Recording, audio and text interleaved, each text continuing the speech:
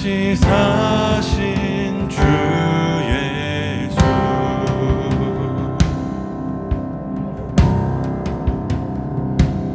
내 구세주 높이세. 영원하신 주 예수, 영광의 관 쓰셨네. 그 힘 내 안에 있네. 우리 다 함께 고백하겠습니다. 일어나 경배해. 일어나 경배해. 위대하신 우리 왕, 보좌 위 계신 주, 주의 통치 영원해. 주의 통치, 주의 통치 영원해. 내 구세주, 내 구세주 높이세. 영원하신 주 예수, 영광의 관 쓰셨네. 그 힘 내 안에 있네. 내 구세주, 내 구세주 높이세. 영원하신 주 예수, 영광의 관 쓰셨네. 그 힘 내 안에 있네.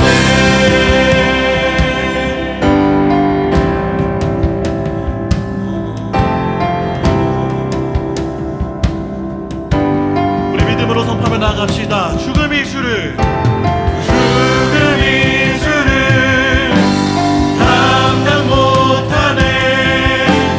주의 이름에 능력 있네. 죽음이 주를 감당 못하네. 주의 이름에 능력 있네. 한 번 더. 죽음이 주를 감당 못하네. 주의 이름에 능력 있네. 죽음이 주를 감당 못하네. 주의 이름에 능력 있네. 내 구세주 높이세. 영원하신 주 예수, 영광의 관 쓰셨네. 그 힘 내 안에 있네. 한번 더 고백하겠습니다. 내 구세주, 내 구세주 높이세. 영원하신 주 예수, 우리 모두 다 함께 일어나서 찬양합시다. 영광의 관 쓰셨네. 그 힘 내 안에 있네. 내 구세주, 내 구세주 높이세. 영원하신 주 예수, 영광의 관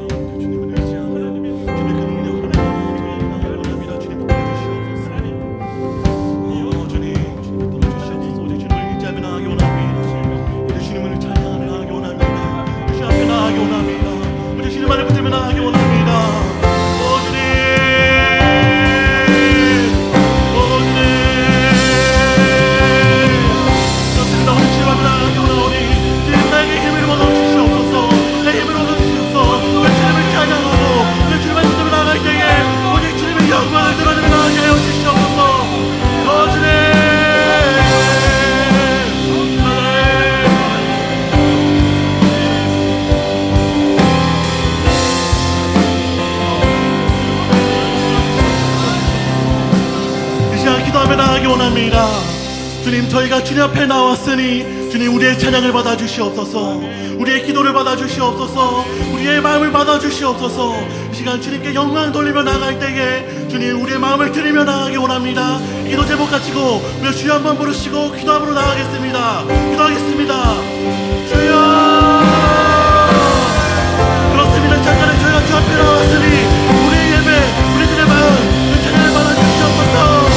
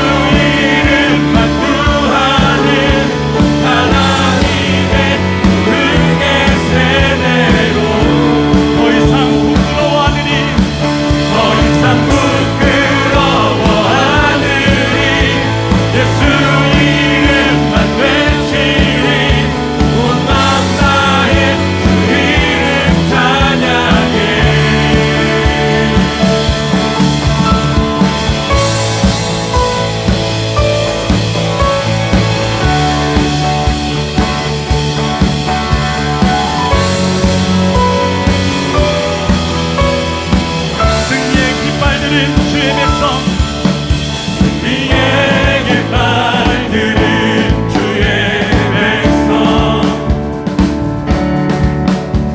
땅에 무너진 곳을 세우리.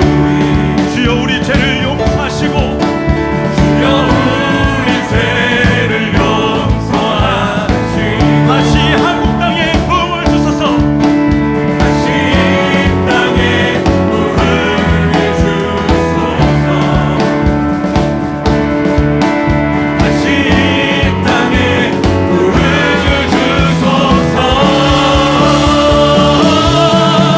하나님 얼굴 구하는 세대, 예수 이름만 구하는 하나님의 부흥의 세대로 더 이상 부끄러워하느니, 더 이상 부끄러워하느니, 예수 이름만 외치리.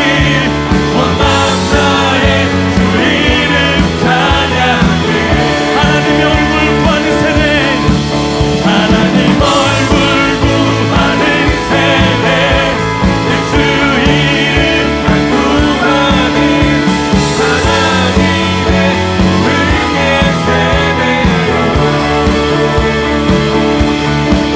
더 이상 부끄러워하느니, 예수 이름만 외치리. 온 만나의 주 이름 찬양.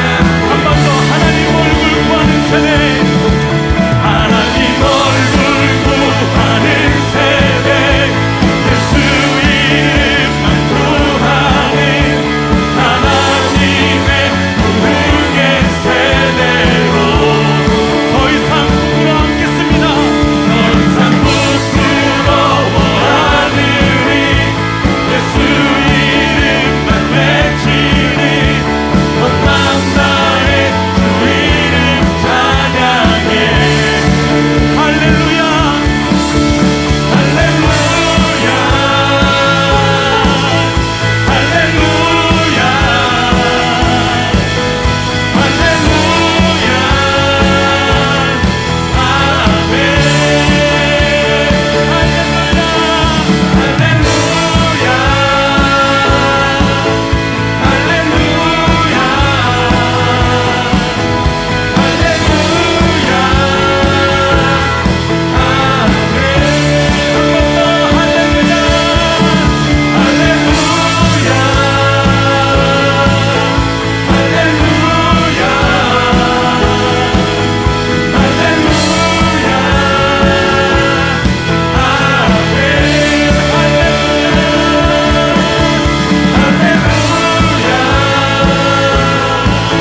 할렐루야, 할렐루야,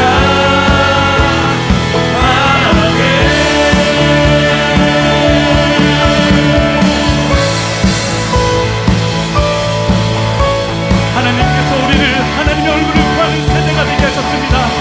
주님 다시 오시는 그날까지 주의 얼굴만 구하는 세대가 되게 하여 주셨소서. 우리 하나님께 영광의 박수 올려드리겠습니다.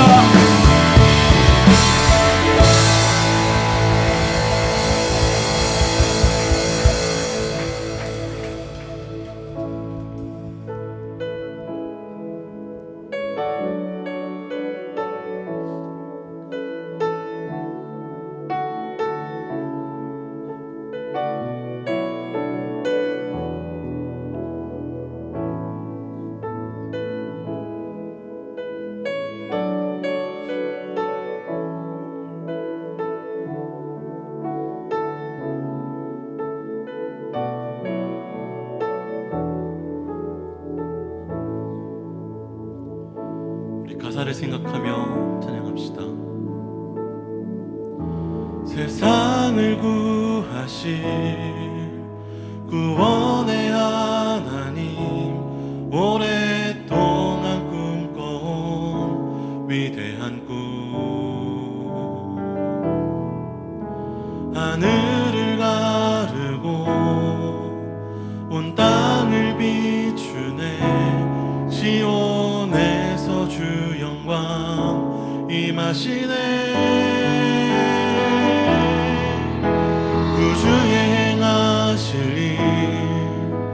만민이 보게 되리 온 땅 가득 기쁨에 노래하네.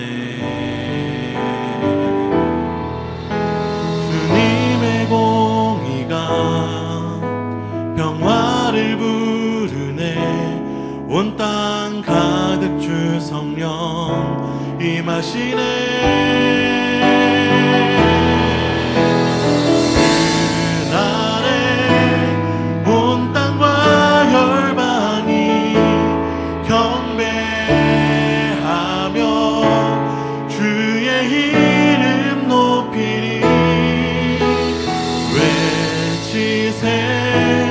왕의 왕 예수님 할렐루야.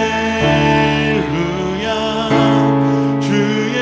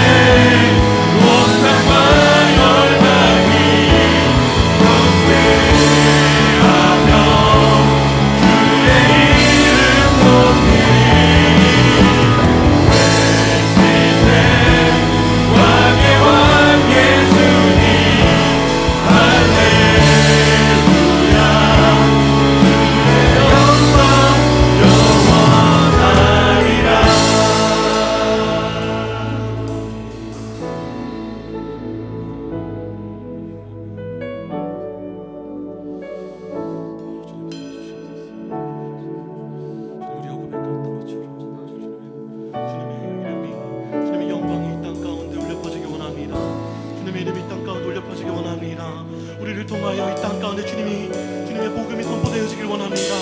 주님 들어주시옵소서. 통하여 주시옵소서. 이 땅 가운데 우리를 감시하시고 이 땅 안에 우리를 흘려주시고 이 땅 안에 우리를 인도하시는 주님, 우리를 통하여 주님의 복음이 선포되게 하십시오. 우리를 통하여 주님의 말씀이 선포되게 하여 주시옵소서. 주님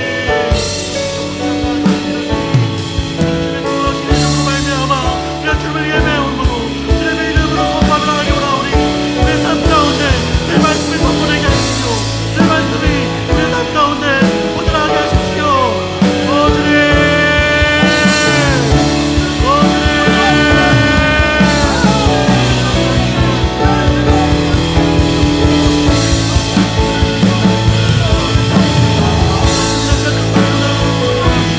우리를 통하여 주님의 말씀이 선포되게 원합니다. 우리를 통하여 주님의 영광이 드러나기 원합니다. 우리를 통하여 내 복음이 선포되기를 원합니다. 주님,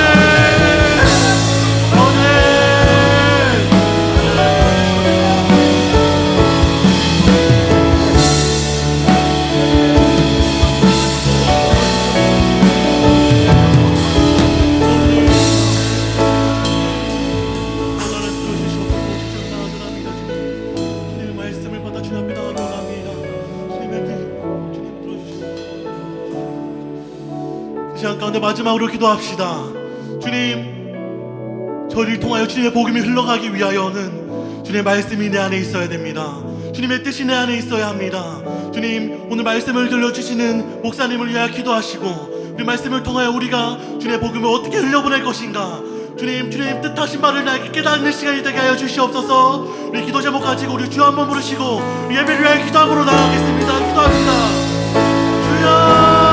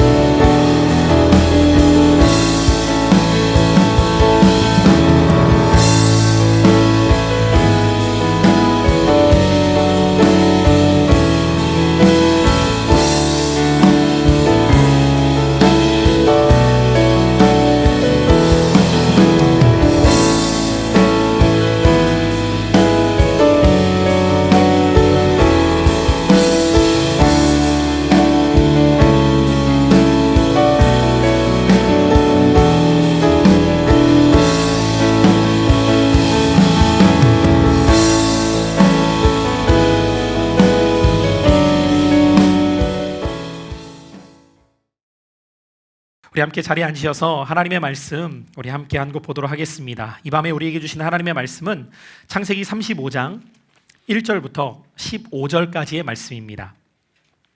구약성경 창세기 35장 1절부터 15절까지의 말씀을 우리 함께 찾으셔서 제가 한 절, 여러분들이 한 절씩 교독하시면서 우리 하나님의 말씀을 보도록 하겠습니다.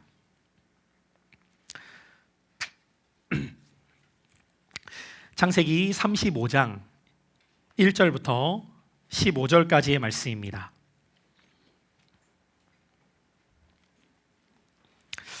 찾은 줄 알고 제가 먼저 1절을 읽습니다. 하나님이 야곱에게 이르시되 일어나 베델로 올라가서 거기 거주하며 내가 내 형 에서의 낯을 피하여 도망하던 때에 내게 나타났던 하나님께 거기서 제단을 쌓으라 하신지라.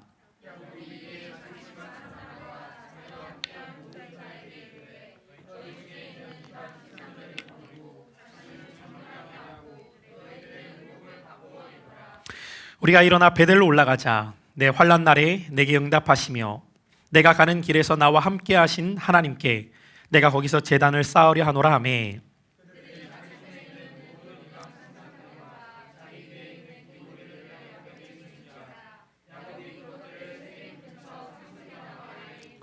그들이 떠났으나 하나님이 그 사명 고울들로 크게 두려워하게 하셨으므로 야곱의 아들들을 추격하는 자가 없었더라.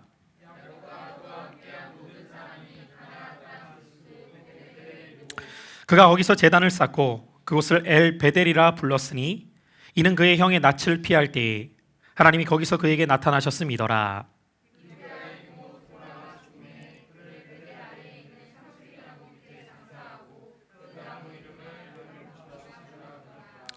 야곱이 바단 아람에서 돌아오매 하나님이 다시 야곱에게 나타나사 그에게 복을 주시고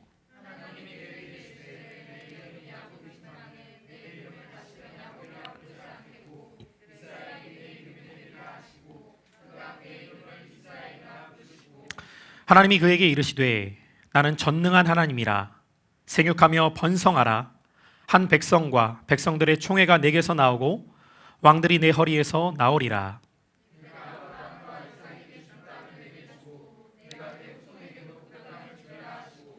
하나님이 그와 말씀하시던 곳에서 그를 떠나 올라가시는지라.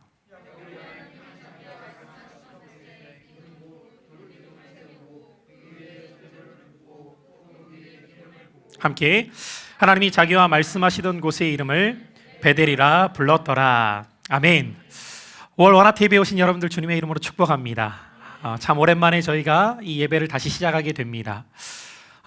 제가 기도하면서도 그런 고백을 했지만 우리가 하나님 앞에 예배를 드린다라고 생각했던 시간들, 그런데 돌아보면 내가 아무리 하나님을 예배하고 싶었어도 하나님께서 우리에게 상황과 환경과 모든 것을 허락해 주시지 않으면 그분께 우리가 예배할 수 없구나 하는 것을 우리의 경험을 통해서 깨달아가는 시간입니다. 아마 여러분들에게 있어서 지금 보내고 있는 이 시간들이 어떠한 의미로 다가오시는지는 모르겠지만 평범한 일상이 우리의 삶에 어쩌면 가장 큰 하나님의 축복이었구나라는 것을 우리 모두가 경험한 시간이 아닌가 싶습니다. 오늘도 그런 의미에서 이 밤에 우리가 하나님 앞에 드리는 예배, 어쩌면 지극히 당연하다고 생각하는 이 예배가 하나님이 오늘 우리에게 허락하시는 최고의 축복이 될 수 있다는 것을 누리는 시간 되시기를 주님의 이름으로 축원합니다. 같이 한번 우리 그런 의미에서 믿음으로 고백해 보실까요? 누리는 신앙이 됩시다. 여러분, 억지로 쥐어짜면서 혹은 누군가가 강요하고 이끌어가는 그런 신앙이 아니라 하나님 앞에서 정말 그분과 나 사이에 그 친밀한 관계 속에서 예배가 여러분들에게 누려지시기를 소망합니다. 여러분, 인생을 살아가면서 우리는 많은 일들을 겪는데 한 해 한 해, 한 살 한 살 나이가 들어가면서 저도 그 삶 속에서 경험하여 알게 되는 한 가지 사실이 있습니다. 그것은 무엇이냐면 내 인생이 내 뜻대로 되지 않는다는 거예요. 오늘 이 자리에는 20대도 있고 30대도 있고 40대도 있고 50대도 계실지 모르겠지만 여러분들이 인생을 살면서 분명하게 알아가는 것 중에 하나는 무엇이냐면 내가 아무리 계획하고 내가 아무리 준비하고 내가 아무리 노력해도 모든 것이 내 뜻대로 되지는 않는구나 하는 것을 살면 살수록 더 많이 알게 된다는 사실이에요. 10대, 20대 때만 하더라도 세상이 크게 보이지 않았어요. 젊은 시절을 돌아보면 무엇이든지 해볼 만했고 혹은 내가 노력하면 이루지 못할 것이 없다는 생각을 갖다가도 끊임없이 내 뜻대로 되지 않는 인생의 일들을 마주하게 될 때 점점 작아지는 자기의 모습을 볼 때가 있죠. 그리고 아마 이 자리에 있는 분들도 그렇겠지만 너나 할 것 없이 자기의 인생이 성공적인 인생이 되기를 원치 않는 사람은 없을 겁니다. 정말 최선을 다해서 어차피 게으르거나 인생에 대해서 목표가 없는 사람은 말할 필요도 없고 정말 내 인생을 좀 한번 멋지게 살아봤으면 좋겠다. 최선을 다해서 살아가면서 내가 이루고자 하는 꿈, 계획, 목표들을 달성해야지 라는 마음을 갖고 살아가는 사람들일수록 그것이 결코 내 맘대로 되지 않는다는 것을 경험을 통해 느낄수록 한없이 작아지는 자기의 모습을 볼 때가 있죠. 여러분, 이번 코로나 사태도 우리가 이 시간들을 보내면서 내가 계획하고 내가 올 한 해 동안 이루고자 하는 여러 가지 일들이 있었던 분들은 그 모든 것들이 뒤엉켜버리는 이 시간들을 겪으면서 왜 하필이면 내가 마음만 먹으면 이런 일들이 벌어지는 거야? 진짜 올해는 맘 먹고 좀 해보려고 했는데 왜 이런 거야? 아마 이런 생각을 갖고 계신 분들도 있을 거예요. 그런데 여러분, 우리만 그런 것이 아니라 역사 이래 인생을 살아갔던 수많은 사람들이 자기의 계획대로 인생이 되지 않아서 끊임없이 실망하고 좌절하고 힘들어했던 것들을 보게 됩니다. 성경에도 그런 사람들의 인생을 우리들에게 조명해주고 있어요. 왜 그들의 이야기를 우리에게 들려줄까요? 그들의 삶을 통해서 우리에게 들려주고자 하시는 메시지가 있기 때문이겠죠. 내가 정말 성공을 향해서 열심을 다해 노력하고 내가 계획한 일들을 이루기 위해서 몸부림쳐 보지만 내 뜻대로 이루어지지 않는 대표적인 한 사람을 우리는 성경에서 발견하게 됩니다. 그의 이름은 야곱이라고 불려지는 사람이었어요. 여러분, 야곱의 인생의 시작을 교회를 좀 다녀보신 분들은 한 번쯤은 들어보셨을 거예요. 그의 부모님이 누구죠? 어디 갔더니 또 아브라함이라고 하더라고요. 여러분, 야곱에 웃지 못하는 분들은 뭡니까? 아예 이해를 못한다는 건데, 야곱의 부모님이 누구죠? 이삭이죠. 이삭이 나이가 들어서 쌍둥이 자식을 낳게 돼요. 여러분, 지금도 40대가 넘어서 자녀를 낳으면 노산이라는 이야기를 해요. 그런데 고대 근동사회에서는 보통 10대 중반이면 결혼을 해서 10대 후반, 늦어도 20대 초반에는 아이들을 다 낳습니다. 그런데 이삭은 자식을 몇 살에 낳게 되냐면 60살에 낳게 돼요. 여러분, 지금도 만약에 누가 60세에 자녀를 낳았다, 건강한 나이대에 출산하셨군요, 이런 생각을 하는 사람은 없을 거예요. 근데 하나님께서 뒤늦게 출산케 하셨던 그 은혜 가운데 쌍둥이를 낳게 하세요. 첫째의 이름은 에서였고 둘째의 이름은 야곱이었죠. 근데 이 야곱의 인생은 시작부터 하나님께서 그의 인생을 축복하신다는 약속과 함께 시작이 됩니다. 여러분, 이 야곱의 인생을 우리에게 들려주심으로 하나님께서 우리에게 주시고자 하는 메시지가 있어요. 하나님은 야곱의 인생만이 아니라 오늘 이 밤에 모인 우리 한 사람 한 사람의 인생을 향한 그분의 계획이 있으시다는 거죠. 성경의 인물을 통해 우리가 무엇을 깨달아야 되냐면, 한 사람도 이 땅에 우연히 존재하는 사람은 없다는 거예요. 그분의 계획 가운데 우리의 인생이 시작되고 그분의 계획 속에서 우리의 인생이 진행되며 그분의 계획 가운데 우리의 인생이 끝마쳐지게 된다는 것을 성경의 수많은 인물들을 통해 들려주기를 원하는 것이죠. 그런데 야곱은 어린 시절부터 굉장히 목표 지향적이었던 사람입니다. 오늘날로 말하면 여러분들 이렇게 멋지게 포장할 수 있겠죠. 목적이 이끄는 삶.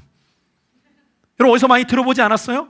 사람은 목표가 있어야 돼. 그리고 그 목표를 이루기 위해서 자기 개발을 끊임없이 해야 돼. 이런 메시지들을 여러분들 서점가에 가보면 수많은 자기 개발서들을 통해서 들을 수 있을 겁니다. 그리고 그 자기 개발을 위해서는 어떤 일들을 해야 될지 챕터 1부터 챕터 10까지 각 항목마다 일목요연하게 우리에게 들려주고 마치 그대로만 하면 멋진 인생이 될 것처럼 우리를 현혹하고 있다는 사실. 그런데 여러분들, 그 책을 읽을 때는 나도 모르게 막 동기부여가 될 때가 있죠. 야, 이렇게만 하면 진짜라도 멋진 인생이 될 수 있겠구나. 오래 가던가요? 하루 이틀도 못 가서 그 마음이 사라질 때가 있고요. 아니, 그렇게 해봐도 되어지지가 않아요. 아침형 인간이 되면 성공한다고 해서 열심히 새벽에 눈을 떠보는데 피곤하기만 해. 여러분, 그런 경험 해보셨을 때가 있죠. 그러면 뭐 올빼미족도 있다라고 해서 뭐 밤 늦게까지 자기 개발 열심히 하면 뭐가 이루어진다라고 하는데 그렇게 밤 늦게까지 최선을 다해서 뭔가를 준비하는데 내 뜻대로 되지 않아. 그때 찾아오는 그 허무함은 해보지 않았을 때보다 더 크게 다가오기 시작하죠. 하나님은 야곱의 인생을 향해서 분명한 뜻을 갖고 계셨습니다. 그를 향한 하나님의 디자인이 있었고 그의 인생을 복주시길 원하신 하나님의 계획이 있었는데, 야곱은 어린 시절부터 자기가 세운 목표를 이루기 위해서 그 성공지향적인 인생을 향해 몸부림치면서 달려가기 시작합니다. 그런데 어찌된 일인지 뭔가를 이루었다 싶으면 그 이후에 감당할 수 없는 더 큰 문제가 터지기 시작하는 거예요. 팥죽 한 그릇에 장자권을 얻어갖고 다 되었다 싶었는데 형이 죽일 듯이 자기를 잡아먹으려고 하니까 엄마로 인하여서 도망자가 되기 시작하고, 삼촌 라반의 집으로 피해가지고 열심을 다해서 여기서 일하면서 인정받으면 내가 이제는 살만하겠다 싶어갖고 재산도 많이 늘렸더니 또 다른 큰 문제가 자기를 기다리고 있는, 마치 야곱의 인생을 보면 무엇을 보는 듯 하냐면 우리의 인생을 보는 듯해요. 뭔가 이 문제만 해결되고 열심히 다해서 이것만 이루어내면 다 되었을 것 같은데 그 문제를 열심을 다해서 해결하면 또 다른 더 큰 문제가 나를 기다리고 있는 듯. 여러분, 이 야곱의 모습을 우리가 하나하나 생각해 보면은요, 도대체 왜 그의 인생은 이렇게 꼬여만 가는 것일까라는 생각을 갖게 됩니다. 저는 3월과 4월 원아트 예배를 함께 드리지 못하면서 그 시간들을 통해 말씀을 많이 묵상하는 가운데 다시 원아트 예배를 시작한다면 어떤 메시지를 처음으로 이곳에 오는 사랑하는 주의 백성들과 나눠야 될까라고 하는데, 다시라고 하는 그 단어 자체가 저에게 다가오는 거예요.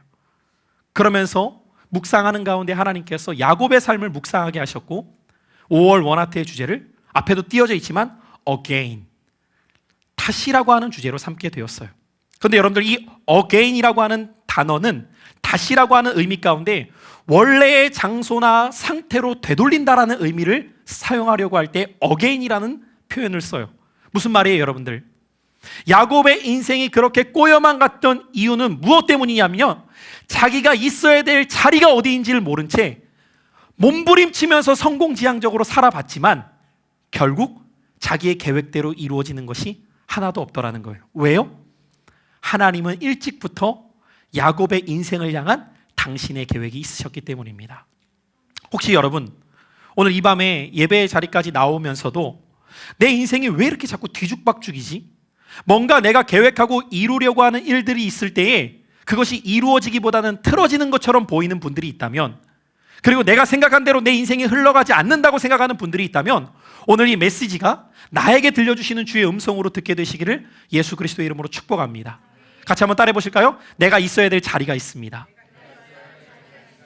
여러분, 하나님은 여러분들 한 사람 한 사람 인생을 향해서 여러분들이 있어야 될 자리가 있음을 야곱의 인생을 통해 말씀해 주시기를 원하시는 거예요. 지금 오늘 우리 함께 읽었던 이 창세기 35장의 내용은 야곱이 삼촌 라반의 집에서 자그마치 20년 동안 열심을 다해 일하고 모든 것들을 얻었다고 생각했지만 다시금 도망길에 오를 수밖에 없었던 상황 속에서 자신의 고향으로 돌아오는 중에 그가 베델이라고 하는 장소에서 새로운 주님과의 시간이 열리는 내용이 오늘 본문에 기록된 상황입니다. 여러분, 오늘 저와 여러분들을 향한 하나님의 계획이 있음을 믿으십시오. 우리의 신앙의 싸움은 어디에서부터 시작되냐면 하나님의 계획 가운데 나의 인생을 맡길 것이냐, 아니면 내가 뜻하는 바대로 나의 인생을 살아갈 것이냐, 이 싸움에서부터 모든 것이 달라지게 된다는 거예요. 야곱을 통해서 우리에게 들려주시고자 하는 메시지는 무엇이냐면, 야곱이 도망자의 길에 오른 다음에 20년 동안 몸부림치면서 자기의 인생을 성공하는 인생으로 만들어 보고자 최선을 다했지만 그 끝이 제자리 걸음을 하고 있었다는 것을 보여주고 있어요. 그리고 그가 다시 고향으로 돌아올 때에 그에게 들려왔던 메시지는 다른 것이 아닌 20년 전 도망칠 때 형에게 죽을 뻔했는데 20년 후에 다시 돌아오는데 형이 400명의 군사를 이끌고 자신을 추격해오고 있다는 이야기를 또다시 듣게 됩니다. 그때 야곱은 함께하고 있었던 가족들, 재물 모든 것을 먼저 앞서 보내고 혼자 남게 되는 상황에 처하게 되어요. 그런데 하나님께서는 그런 야곱을 긍휼히 여기셨고 그를 만나주세요. 여러분, 제가 신앙생활을 하면서 제 자신을 보면서도 그렇고 또 신앙생활하는 성도님들을 만나보면서도 느끼는 것은 우리의 인생에는 깨닫는 것이 복이라는 거예요. 하나님의 말씀을 내 인생의 어느 때에 깨닫느냐에 따라서 우리의 인생이 달라지게 된다는 거예요. 불행 중 다행인 것은 야곱은 뒤늦게라도 깨닫습니다. 무엇을 깨달았을까요? 내가 몸부림친다고 내 인생이 내 뜻대로 되지 않는구나. 이것을 깨닫게 되니까 그는 다시 처음으로 돌아가 봅니다. 어디서부터 문제가 생겼던 것일까? 왜 내 인생이 오늘 이렇게 뒤죽박죽 꼬이게 된 것일까? 그리고 그가 내린 결론은 하나님께로부터 멀어진 순간, 다시 말하면 하나님의 뜻이 아니라 자기 뜻대로 인생을 살아가려고 했던 그 순간부터 꼬이기 시작했다는 것을 깨닫게 돼요. 그러면 여러분들, 우리의 삶에 다시 모든 것을 제자리로 돌리기 위해서는 내가 있어야 될 자리인 하나님 앞으로 내 인생을 가져가야 된다는 거예요. 다른 것이 아니라 여러분들이 지금 처해 있는 상황이 각각 다르다 할지라도 한 가지 공통된 사실은 우리 한 사람 한 사람을 향한 하나님의 뜻이 있음을 믿고 그분 앞으로 나아가야 된다는 거예요. 그 의미를 저는 오늘 again 이라는 단어를 통해 여러분들과 5가지로 나누려고 해요. 다시 하나님께로 돌아가서 다시 일어서는 우리의 인생이 되기 위해서는 우리가 기억해야 될 5가지가 있습니다.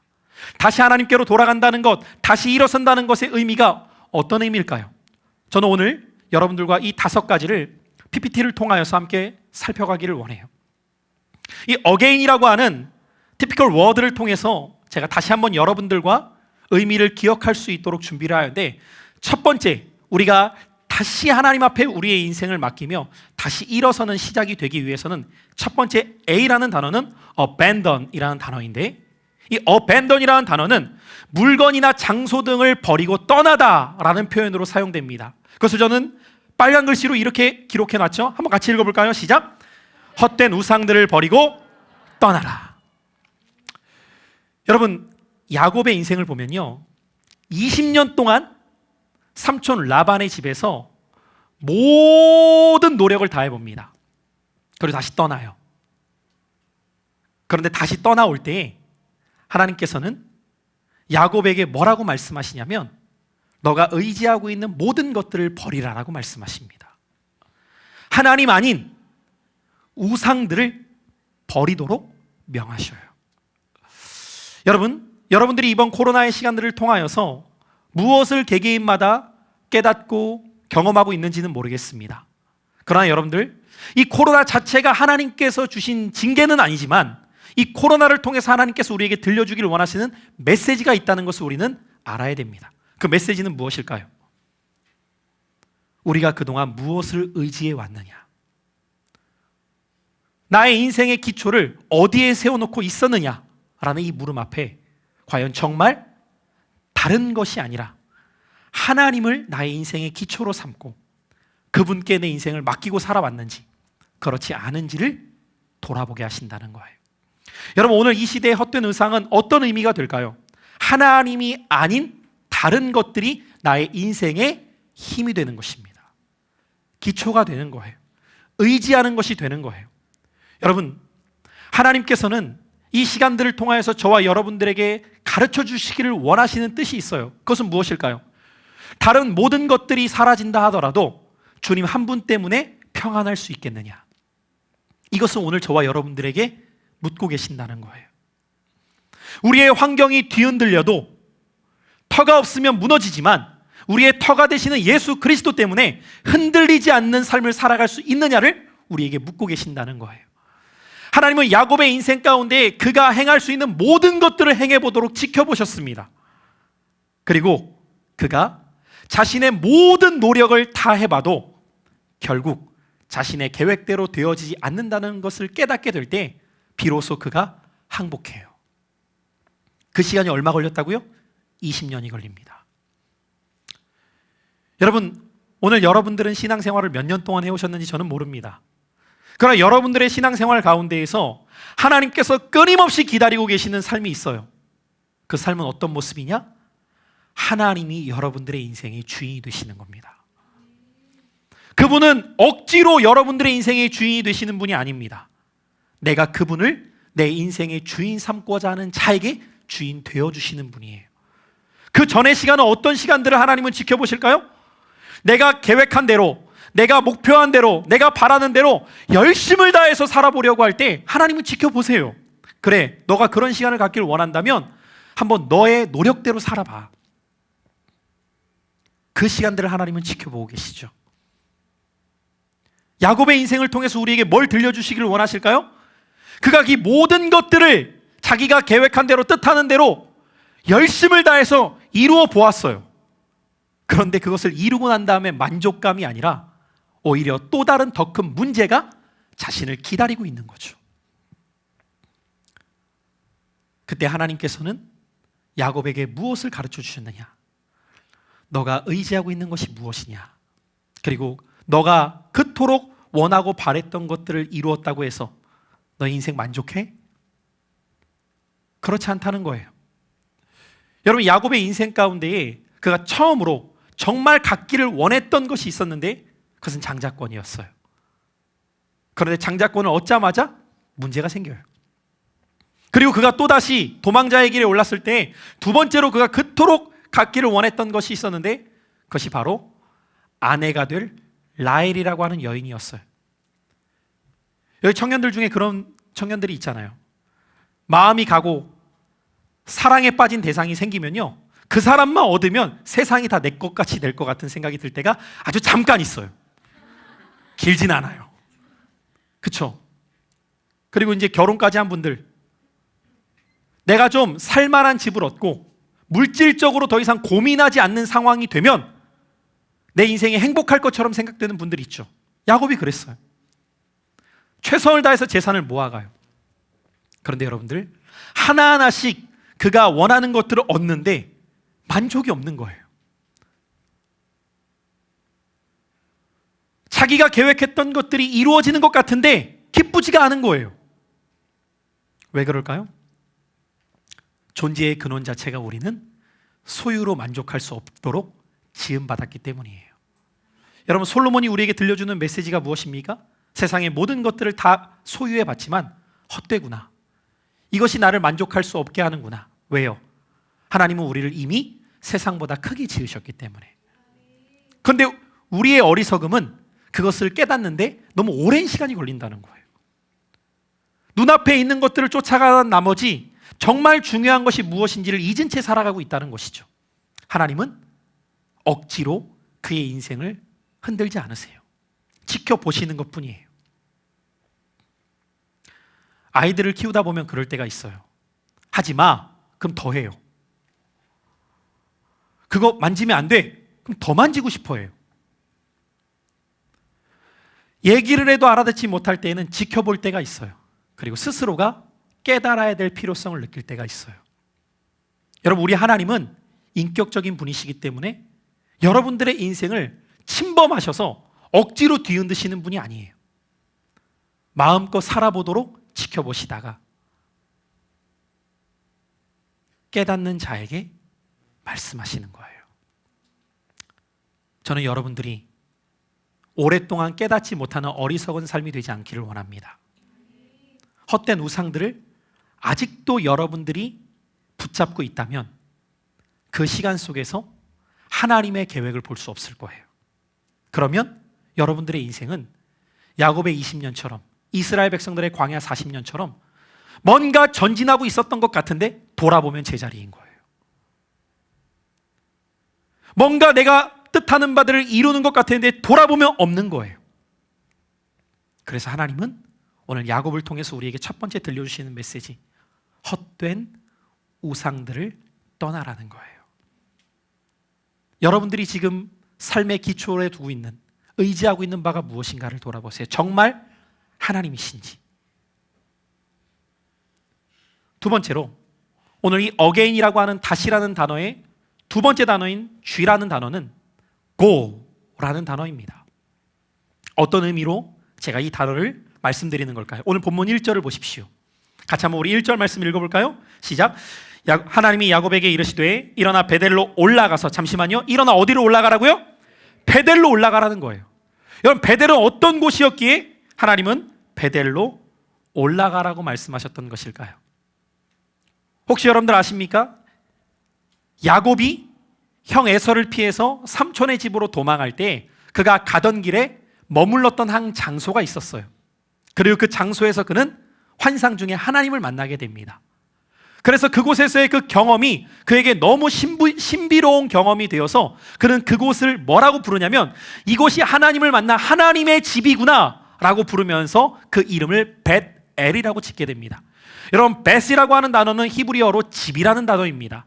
엘은 하나님을 뜻해요. 그럼 벳엘은 어떤 의미가 될까요? 하나님의 집이 돼요. 집 하나님 아니에요? 하나님의 집. 하나님의 집을 그곳으로 칭해요. 그리고 그곳에서 야곱은 아주 중요한 서원을 하나님께 올려드립니다. 하나님, 만약에 제가 이렇게 지금은 도망자가 되어 있지만 다시 안전하게 돌아올 수 있게 하신다면 제가 당신에게 10의 1조를 바칠 뿐만 아니라 당신의 이름을 높일 것입니다 라는 서원을 하고 떠나게 돼요. 그런데 여러분들, 사람이 항상 그렇듯이 화장실 들어갈 때는 급하니까 자기가 무슨 말을 하는지도 모르다가 괜찮아지면 싹 까먹는 거예요. 야곱이 그랬어요. 자기의 인상 가운데 지금 다급하고 힘들었을 때 하나님 앞에 고백했던 그 내용을 싹 까먹은 채 마치 20년이 어떻게 흘러간지 모를 만큼 정신없이 목표를 향해서 달려가다가 되돌아보니까 내가 하나님께 이런 고백을 했었는데 라는 사실을 20년이 지난 다음에야 깨닫게 된단 말이에요. 오늘 1절 말씀에 보니까 베델로 올라가라고 누가 말씀하시느냐? 하나님이 말씀하십니다. 그럼 여러분들, 하나님께서 왜 야곱에게 베델로 올라가라고 말씀하시는 걸까요? 이 말씀 속에서는 어떤 의미가 담겨 있을까요? 너 20년 전에 너가 있었던 그 자리, 너가 고백했던 그 고백들 떠올려봐. 내가 그때 너의 인생을 책임져 주겠다고 얘기했던 그때를 떠올려봐.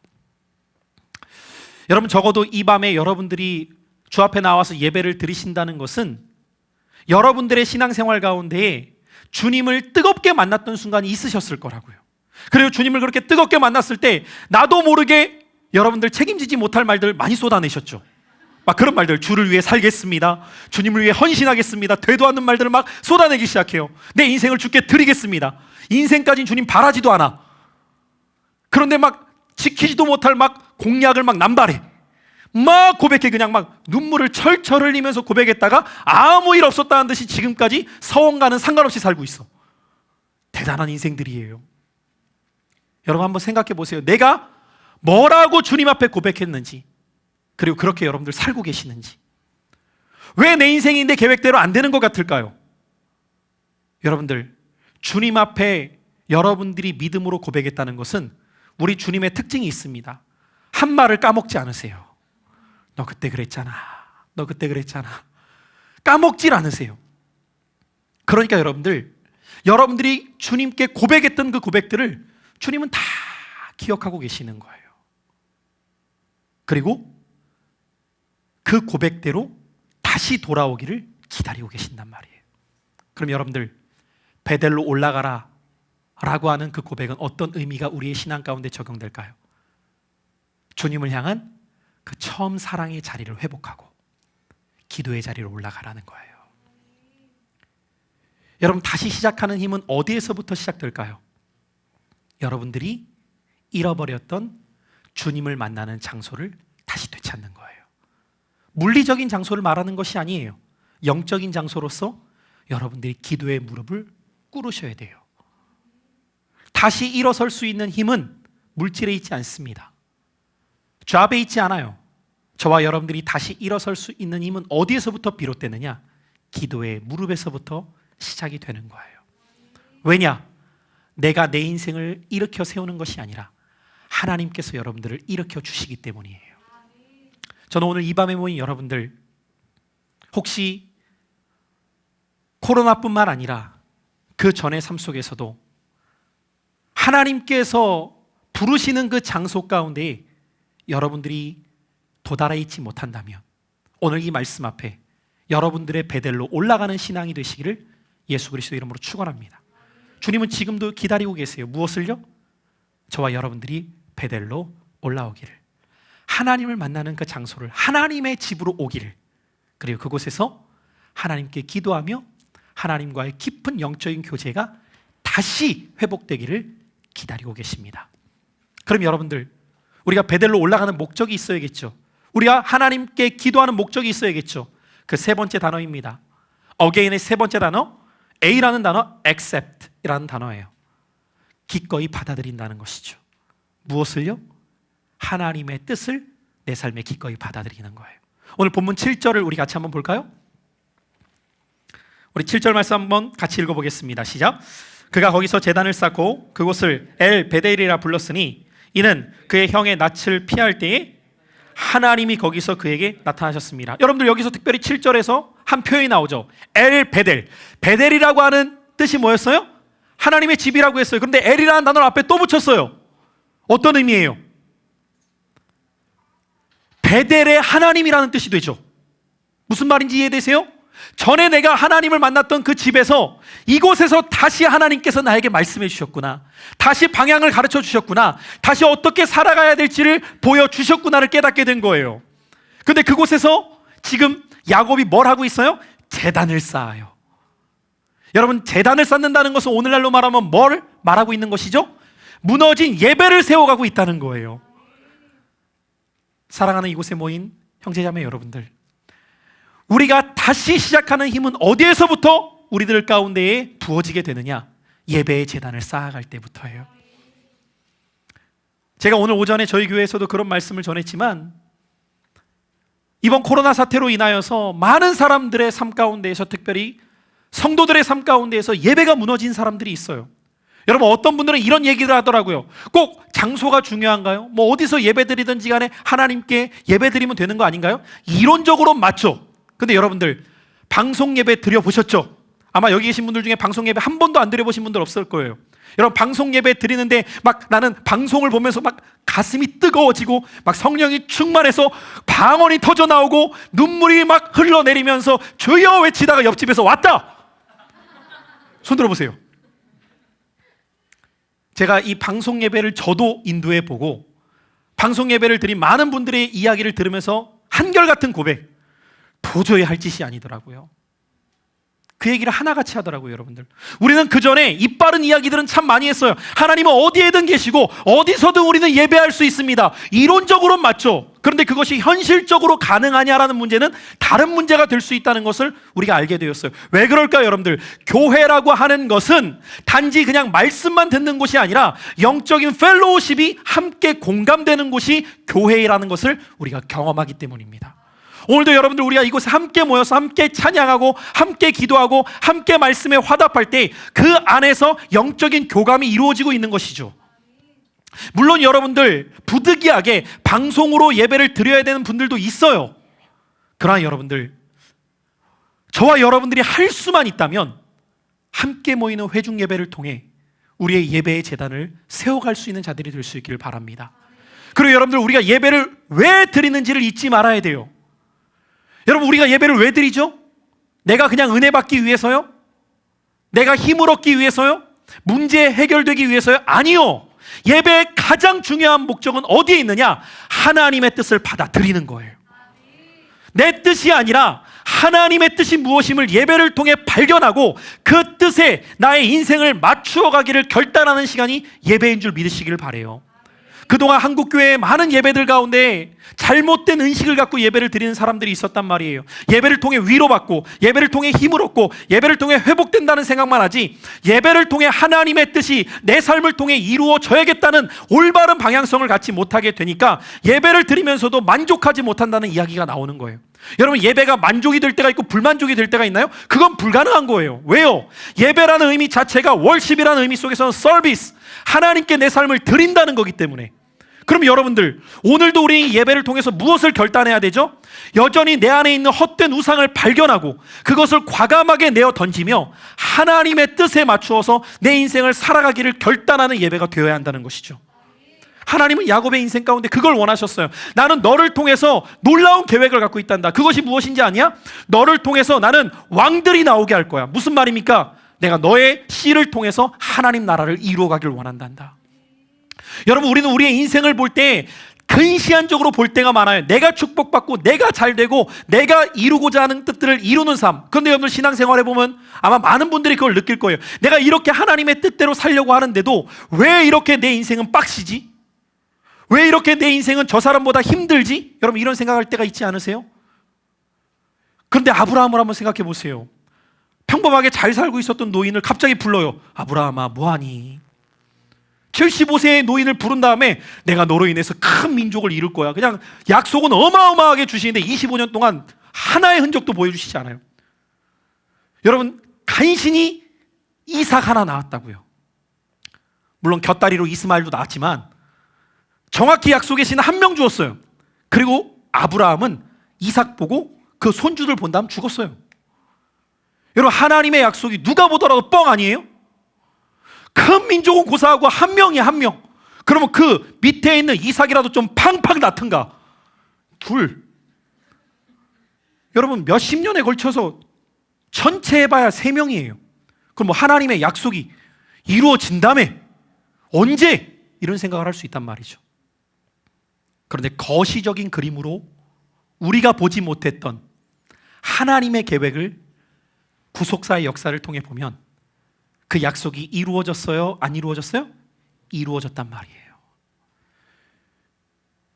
여러분, 오늘 저와 여러분들이 신앙생활에 나가면서 우리의 시선이 근시안적인 시선이 아니라 원대한 하나님의 계획을 바라볼 수 있는 믿음의 눈이 열려야 돼요. 근데 그 믿음의 눈은 언제 열려요? 하나님의 말씀을 신실하게 받아들일 때.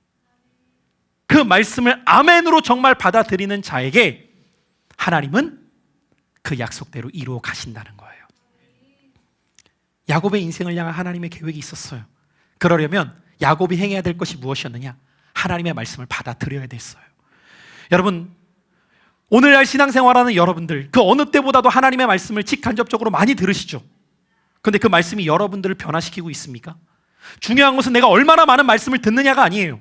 그 말씀들 가운데 나의 삶을 변화시키는, 나의 삶을 움직이게 만드는 말씀을 하나라도 여러분들이 붙들고 있다면 우리의 삶은 믿음 안에 살기 시작해요. 그런데 우리는 너무도 많은 것들을 듣고 알아가지만 움직여지지 않는다는 거죠. 왜요? 그 말씀을 받아들이는 척은 하지만 진짜 받아들이지 못하기 때문에. 그럼 여러분들, 하나님의 말씀을 왜 못 받아들일까를 생각해 봐야죠.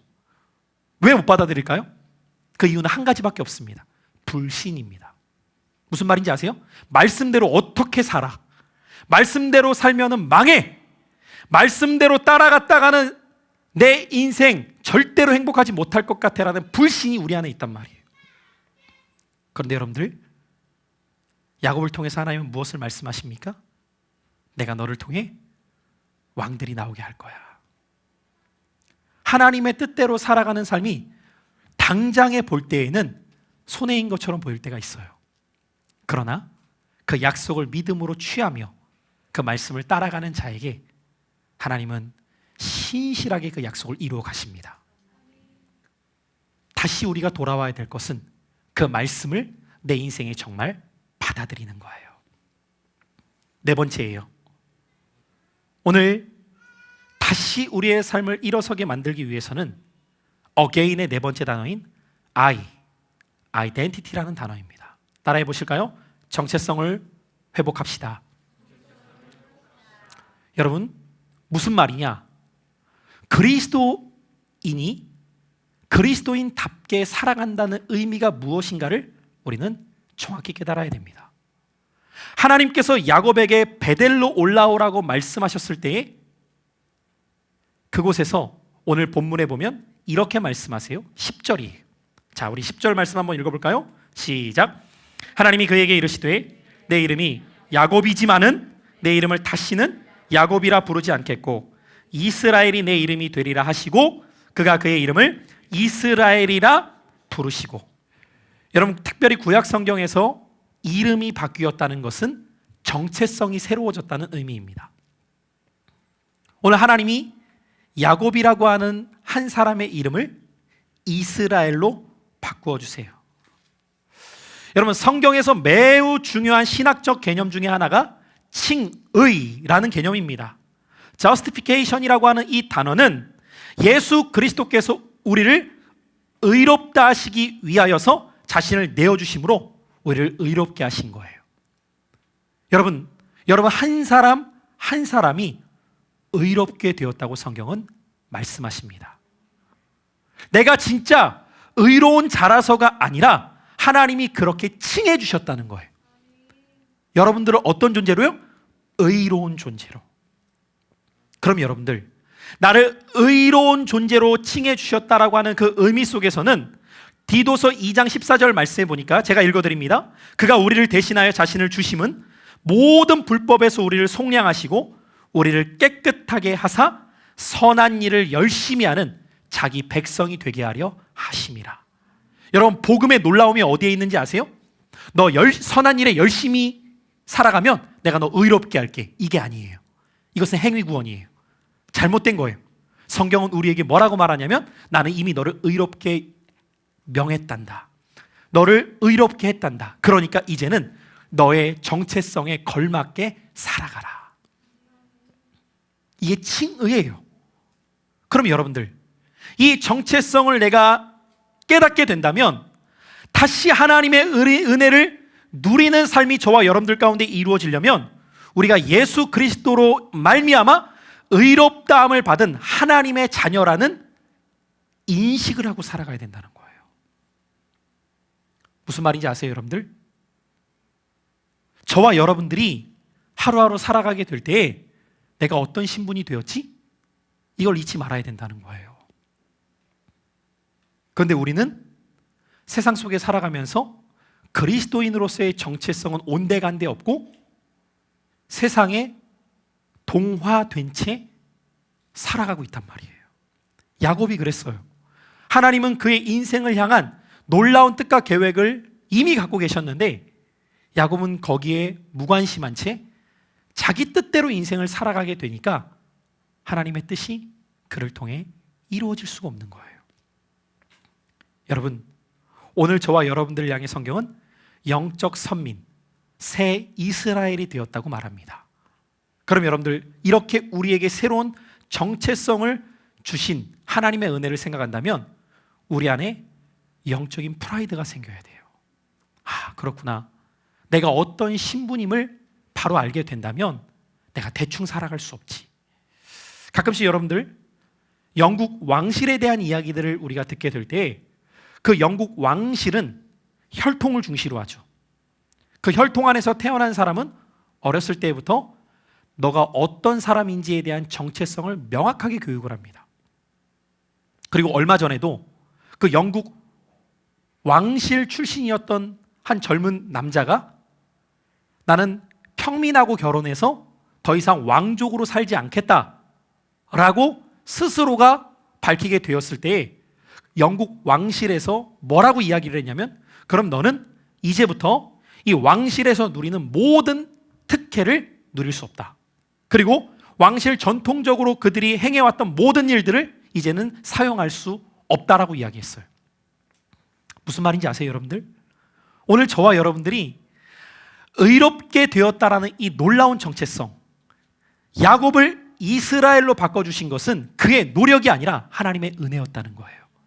그러면 그 은혜를 입은 자로서 이제 나는 은혜 안에 살아간다는 것이 무엇인지를 잊지 말아야 돼요. 오늘 하나님은 야곱의 인생을 통해 그를 이스라엘로 불러주시면서 그를 통해 새로운 일들을 이루어 가심을 통해 오늘 저와 여러분들이 다시 일어서기 위해서는 우리의 정체성이 하나님 안에서 다시 명확해져야 된다는 거예요. 마지막 5번째예요. 어게인의 N이라는 단어죠. 이 마지막 N이라는 단어는 내비게이트라는 단어를 제가 기록해 놨는데 한번 옆에 있는 빨간 글씨를 읽어볼까요? 시작. 하나님을 내 삶의 지도 삼아 인생을 항해하라. 여러분, 내비게이션이라는 말을 요즘에 많이 쓰죠? 이 내비게이트라는 단어는 지도등을 보며 길을 찾는 거예요. 항해할 때 쓰는 단어입니다. 여러분들의 인생 가운데 다시 일어서는 힘은 어디에서부터 시작되는 걸까요? 하나님께서 여러분들의 인생 가운데 지도가 되어주시는 거예요. 오늘 본문 말씀 14절로 15절 말씀 한번 읽어볼까요? 14절로 15절입니다. 시작. 야곱이 하나님이 자기와 말씀하시던 곳에 기둥 곧 돌 기둥을 세우고 그 위에 전제물을 붓고 또 그 위에 기름을 붓고 하나님이 자기와 말씀하시던 곳의 이름을 베델이라 불렀더라. 여기에서 기둥을 세웠다라는 것은 어떤 의미일까요? 야곱이 그곳에 기둥을 세웠다라는 것은 이제 이곳에서 나는 하나님의 뜻대로 내 인생을 살아갈 것을 결심하는 행위입니다. 그리고 그 뜻을 따라 자신의 인생을 살아가기로 결단해요. 여러분, 야곱의 인생을 우리가 하나님을 만나기 전과 후로 나눈다면 지도가 없었던 인생과 지도가 있었던 인생이라고 말할 수 있을 거예요. 우리가 새로운 길을 걸어갈 때 지도가 없다면, 안내자가 없다면 방황할 수밖에 없죠. 그러나 우리 앞에 지도가 놓여 있으면 망망대해처럼 보이는 바다라 할지라도 우리는 그 지도를 잘 따라가면 목적지에 도착하게 되는 것이죠. 그가 베델에서 하나님을 자신의 인생의 지도 삼고 살아가기로 뜻을 정하게 되었을 때 하나님께서는 야곱의 인생을 항해자 되셔서 이끌어가기 시작합니다. 다윗은 시편 16편의 말씀을 통하여서 하나님을 앞에 모시고 그분을 따라가는 자의 인생을 이렇게 말해요. 16편 8절 이하의 말씀 우리 한번 같이 읽어보겠습니다. 시작. 내가 여호와를 항상 내 앞에 모시며 그가 나의 오른쪽에 계심으로 내가 흔들리지 아니하리로다. 이러므로 나의 마음이 기쁘고 나의 영도 즐거워하며 내 육체도 안전히 살리니 이는 주께서 내 영혼을 수월에 버리지 아니하시며 주의 거룩한 자를 멸망시키지 않으실 것임이니이다. 주께서 생명의 길을 내게 보이시리니 주의 앞에는 충만한 기쁨이 있고 주의 오른쪽에는 영원한 즐거움이 있나이다. 여러분, 이 11절의 말씀을 여러분들 누리는 신앙 되시기를 축원합니다. 주께서 생명의 길을 내게 보이신대요. 여러분, 인생의 길이 보이세요? 안 보이실 때가 많잖아요. 앞으로 여러분들 올해 내 인생이 어떻게 될지, 내년은 어떻게 될지 아무것도 우리는 장담할 수 없어요. 그래서 우리는 한치 앞을 알 수 없는 인생이라는 말을 쓰는 거예요. 그런데 오늘 이 약속의 말씀을 보세요. 주께서 생명의 길을 내게 보이실 겁니다. 주의 앞에는 충만한 기쁨이 있고, 어느 정도의 기쁨이 아니에요. 충만한 기쁨이 있고 주의 오른쪽에는 영원한 즐거움이 있나이다. 누리시길 원하시면 아멘. 여러분, 누려야 돼요, 이 은혜를. 근데 이 은혜를 누리려면 어떻게 해야 되는, 우리의 삶이 어떻게 되어야 된다고요? 그분을 나의 인생의 지도 삼아야 된다고요. 그럼 여러분들, 지도를 삼았다는 것은 뭐를 확인하면서 여러분들의 인생을 걸어가셔야 돼요? 지도 확인하시면서 걸어가셔야 되잖아요. 그 지도가 어디에 있어요? 여러분들 손에 들려있는 성경이라고요. 그런데 우리는 이 귀한 나의 인생을 인도하시는 지도를 들고 있으면서 이렇게 말합니다. 안 보여요. 왜 안 보일까요? 안 보니까요. 여러분, 단순한 원리예요. 왜 안 보이느냐? 안 봐요. 지도는 갖고 있는데 어디로 가야 될지를 모르겠대요. 여러분, 하나님의 음성을 듣는 법, 이런 이야기들을 들을 때 굉장히 궁금해하는 사람들이 있더라고요. 근데 여러분들, 하나님의 음성을 듣는다고 해서 갑자기 성모가 이렇게 말씀하시는 게 아니라고요. 하나님은 이미 당신의 말씀을 통해 우리에게 말씀하고 계시거든요. 그러면 여러분들, 시편 119편 105절이 말씀하고 있는 것처럼 주의 말씀은 내 발의 등이요 내 가는 길에 빛입니다. 그럼 앞이 안 보여. 어느 길로 가야 될지 모르겠어. 지도 펼치셔야죠. 비추셔야죠. 그래야 갈 수가 있잖아요. 오늘 말씀의 주제처럼 어게인, 우리가 다시 일어서서 다시 나아가기 위해서는 우리가 본래 있어야 될 자리로 다시 돌아와야 됩니다. 그 자리는 하나님이 아닌 헛된 우상을 버리고 찾아야 될 자리이고, 그 자리는 베델로 올라가는 기도의 자리이며, 그 자리는 하나님의 말씀을 기꺼이 받아들이는 자리이고, 그 자리는 정체성을 발견하는 자리요, 그리고 그 자리는 그분을 나의 인생의 지도 삼고 걸어가는 자리인 거예요. 여러분, 이 밤 오늘 이 말씀이 다시 여러분들이 있어야 될 자리로 돌아가는 약속이 될 수 있기를 축원합니다. 우리 함께 오늘 이 말씀을 기억하며 기도하는 시간을 갖고자 합니다. 여러분들과 함께 찬양 한 곡을 부르면서 기도하기를 원하는데요, 제가 이 야곱의 인생을 묵상하다가 가장 은혜가 되었던 그 대목이 어디였냐면, 하나님이 야곱을 기다리고 계셨다는 사실을 느꼈을 때였어요. 여러분, 한번 생각해 보시죠. 하나님 편에서 아쉬울 게 있나요? 하나님 편에서 기다려야 될 이유가 있나요? 없어요. 그분이 우리의 인생을 도우시지 않아도,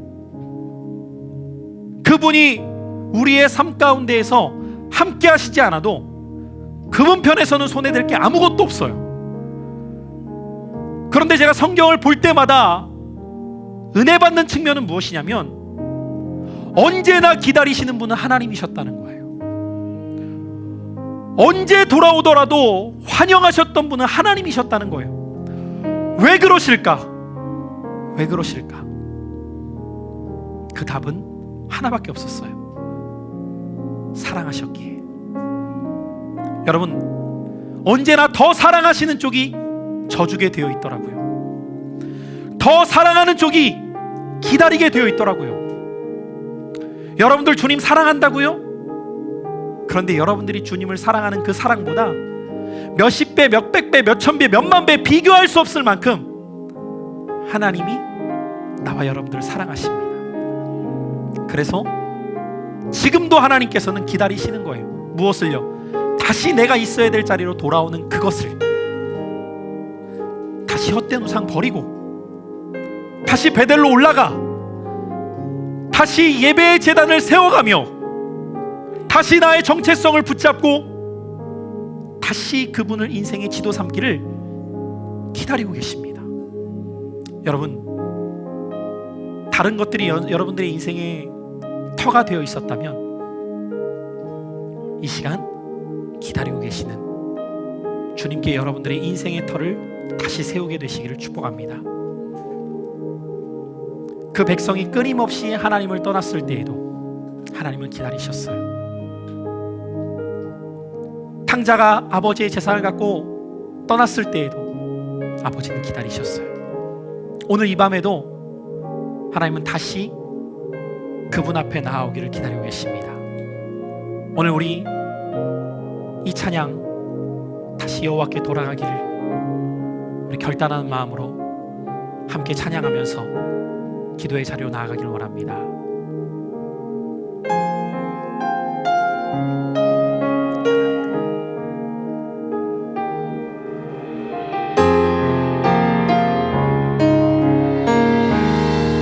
내 백성이